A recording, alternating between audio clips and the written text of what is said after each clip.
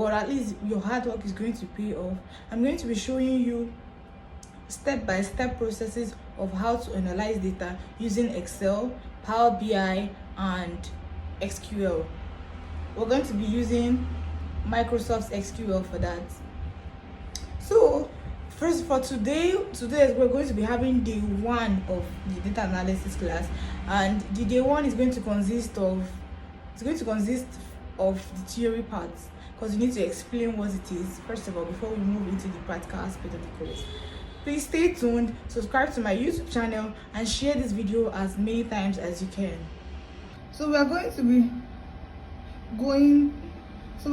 be starting with the theory part.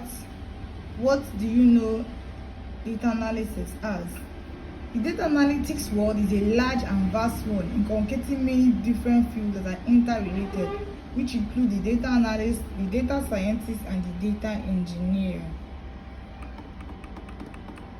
Let's keep to what exactly data analysis is. First of all, what is data? Data is a raw fact that is gathered together in order to make analysis.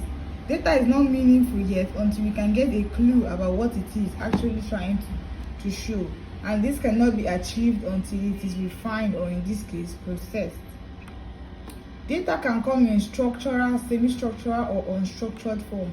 Data that has clearly defined structure and shape is called a structured data and can be stored in databases like MSQL and MySQL. Data that has a flexible shape, schema, or structure is called an unstructured data.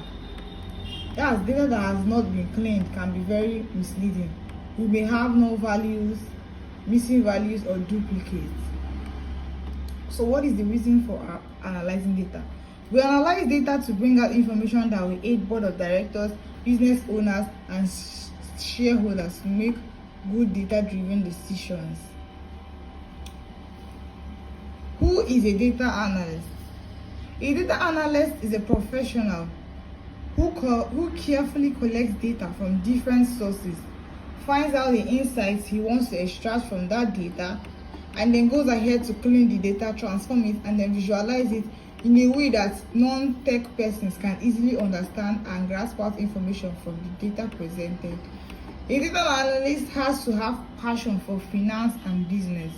You can't be a data analyst and you don't have any passion for the financial world. You don't have any passion for business.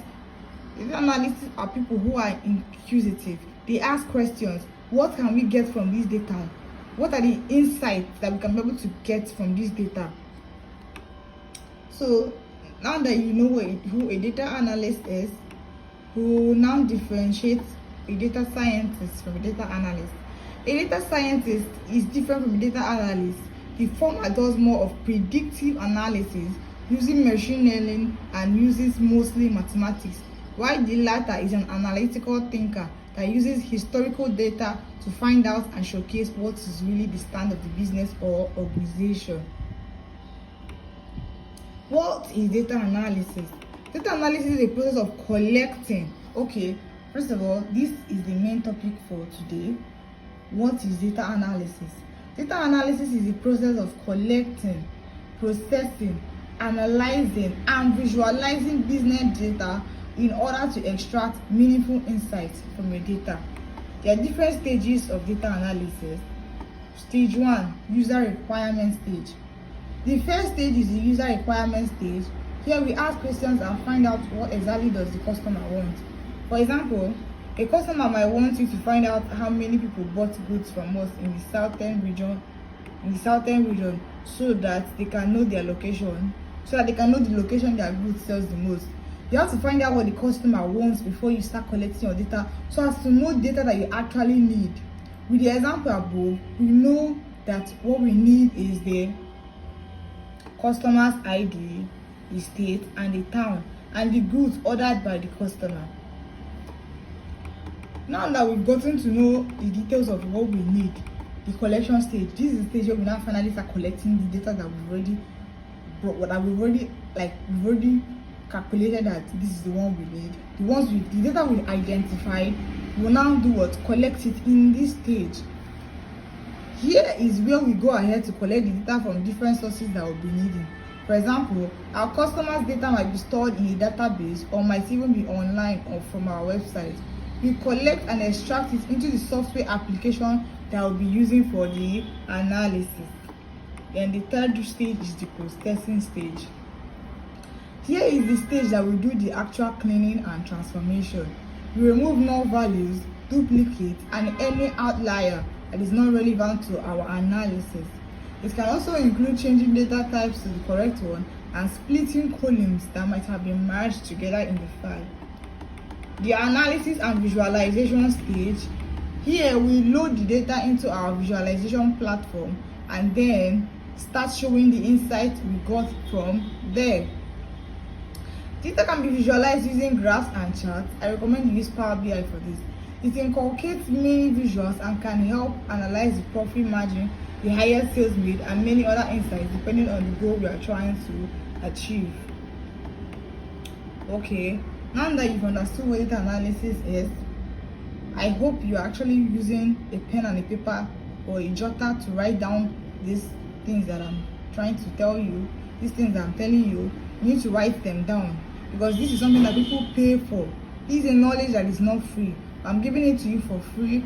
As long as you subscribe to my YouTube channel, you get more and more content on data analysis for free. You don't get to pay any money. Chapter 2 is data wrangling. What is data wrangling? Data wrangling is the whole process of turning the data from its raw state to a state where it is now ready for analysis. It includes putting the data in a good structure, making sure it has quality, and ensuring the data is stored in a good database where it can be easily collected for analysis. Data wrangling is very similar to data analysis actually. It's very, very similar. Data analysis is that aspect of you analyzing the data. Then data wrangling is more of a process of turning that data from its raw state to where it is now ready for the analysis. Data wrangling comes first before data analysis. You first of all turn it into a state where you can be able to analyze it. Descriptive, okay, there are different types of data that we can actually collect.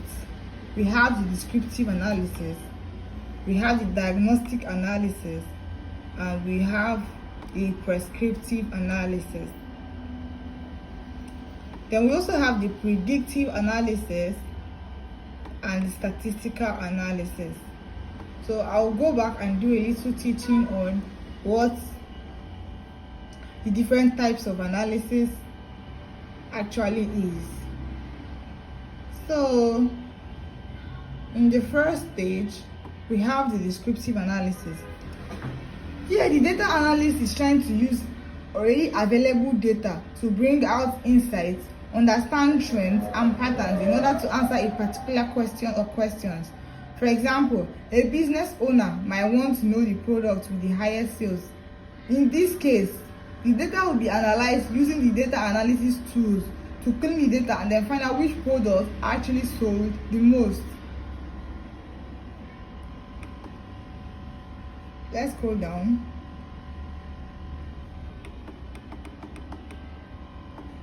It is worthy to note that in descriptive analysis, the data is already available. Like you are not trying to generate any data. It is already there. It's now left for you to now analyze it. So when the data analysis is trying to find out how many products were sold, you can also find out the profit margin of such products. Business and data analysts use this to show the financial position of any organization, whether they are doing well or not. Descriptive analysis helps to find out the kind of position your business has financially. Are you doing well? Are you not doing well? What exactly is your stand? Are you making profit? Are you making loss? So this is where descriptive analysis comes in. Then we go over to the diagnostic analysis. After finding out whether the business is doing well, the next thing to do is to find out the root cause of a problem. What exactly is the root cause of a problem? The root cause of a problem is, okay, for example now, I found out that, using my descriptive analysis, I found out that we sold more of shoes than we sold of bags. The diagnostic analysis now will now help us to find out, why is this so? Why are we selling more shoes than bags? Finding out what actually caused a situation is what we refer to as diagnostic analysis. Probably you found out through descriptive analysis that product A made very low sales. The next thing you want to do is to find out why. Can the cause of this problem be as a result of low public awareness, or can it be that the taste or the satisfaction gotten from this product is not sufficient, or was there limited availability of this product? All this is what someone can answer through a diagnostic analysis. Okay, now that you've understood that, let's move on to the third one, which is prescriptive analysis. Prescriptive analysis, after finding out what caused an issue, the next thing one might want to do is to find out how to resolve it. Prescriptive analysis helps answer the question of how. It helps one to know and find out what can be done to resolve a problem we are facing. It answers the question, what can be done to stop this? You found out that the reason why so product is doing well is because of so reason. Okay, the next thing now to do is, how can we resolve that problem? How can we stop it? How can we make the two products to sell at the same rate? Let's take for example that a company found out that the reason for a low turnover is because employees don't stay in the organization for long because of low salary. This analysis can help you find out that a way to tackle this is by ensuring that any employee that is good at his or her job will be getting a promotion and an increase in salary. This is a very big motivation. You found out that, okay, this is what caused the problem. How do you resolve it? You find out. In this example, a promotion and an increase in salary is one of the very fast ways to do what? To solve that problem. Then the fourth one is predictive analysis. Predictive analysis is mostly used by data scientists in their bid to finding out what can happen to a business using machine learning. This one is not really for us, but I'm going to just touch every aspect of it before we move on to our practical. Tomorrow is going to be Excel Day 3, Excel Day 2 practical, where we'll be analyzing data using Excel. Predictive analysis is mostly used by data scientists in their bid to finding out what can happen to a business using machine learning. Prescriptive analysis is the use of analysis tools to find out what the future holds. The attention of your audience and keep them interested in your updates is what we call data journalism. Let's take for instance that you made some analysis on why Ronaldo earned more than Messi in the last 3 months and found out that it was because Ronaldo played better than Messi, and football clubs would prefer hiring someone with better skills than one who is still learning. After making the analysis, capturing the attention of your audience is highly dependent on your data storytelling skills. You will first start by giving your dashboard report a compelling heading, an analysis of the best football player. Ronaldo earns more than Messi are good titles that you can give your report on the dashboard. When trying to capture your audience, you also need to find out the type of audience you have and what is actually their interest. You can't be hoping to get hired as a sales data analyst and you're putting most of your portfolio projects on human resource analysis. Do captivating analysis based on the industry and company you want to get hired in. Another point of emphasis is making sure that the story you are telling is based on correct analysis. When your analysis is too faulted, you end up giving yourself a bad reputation. Even if your report and storytelling skills are compelling, you end up being seen as someone who is not trustworthy, a data analyst that is not trustworthy. So there are ways to spice up your data stories. First, ensure that all stories are based on correct analysis. That's the most important aspect of it. If your stories are not even correct, there's no point in presenting them.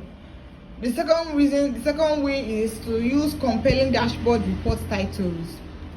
The third way is to ensure that all data types are in correct order. Ensure that those that are supposed to be in integer are in integer. Those that are supposed to be, I'll be teaching you the different types of data types that we have. So when we get into it, you understand it better. When we go into the practical aspect of our course, you understand it better. Then use background colors that can blend with the type of data you have. Try not to use donuts in your visuals. Make researches. Bring up topics that can lead to arguments and interest of your audience. Bring up facts. From there, ask the readers questions that can make them research and make them glued to your next update, if there will be any. Data visualization.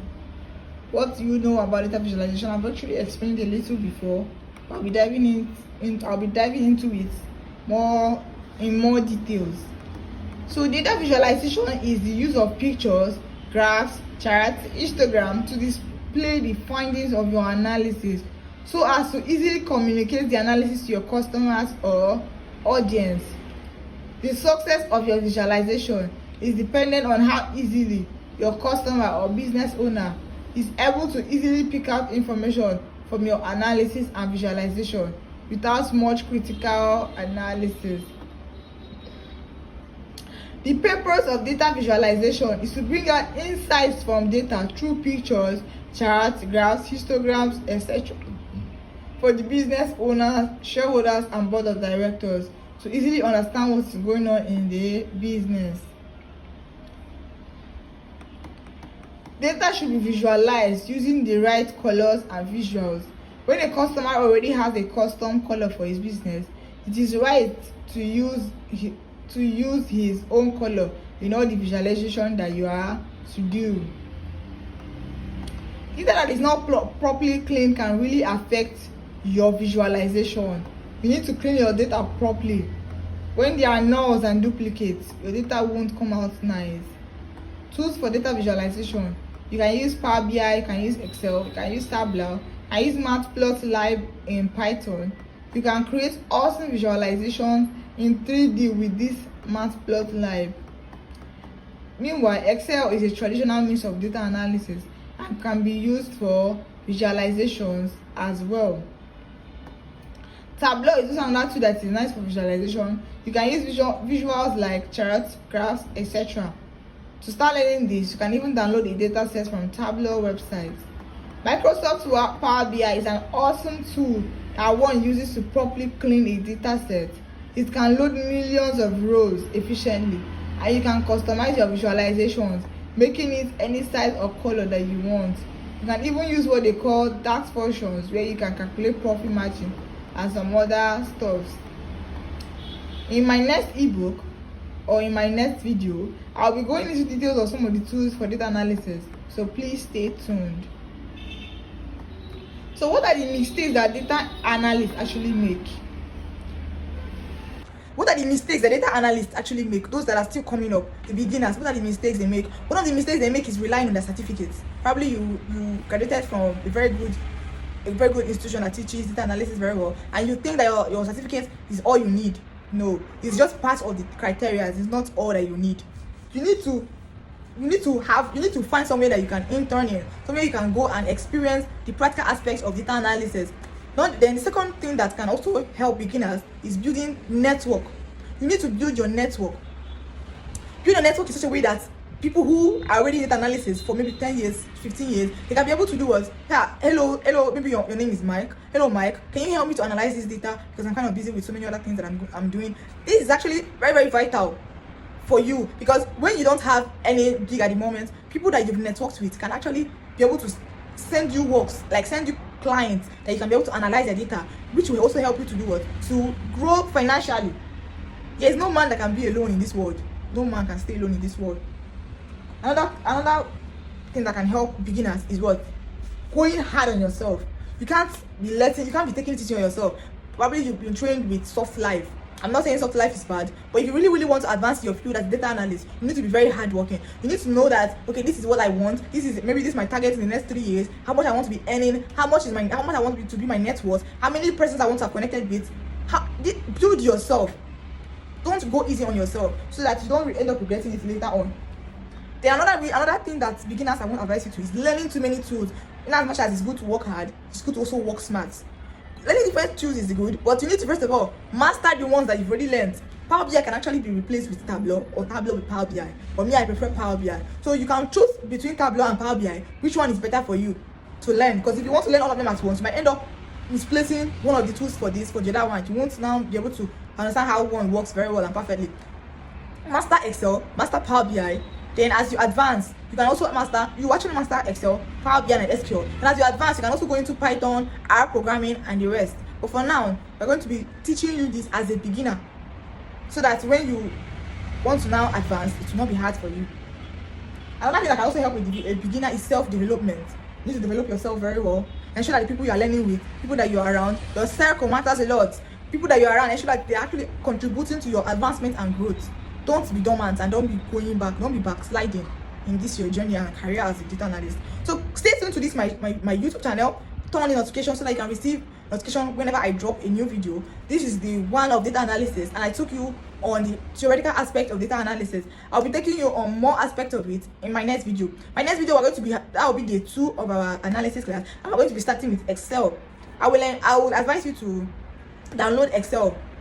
If you can download the 2019 is also good.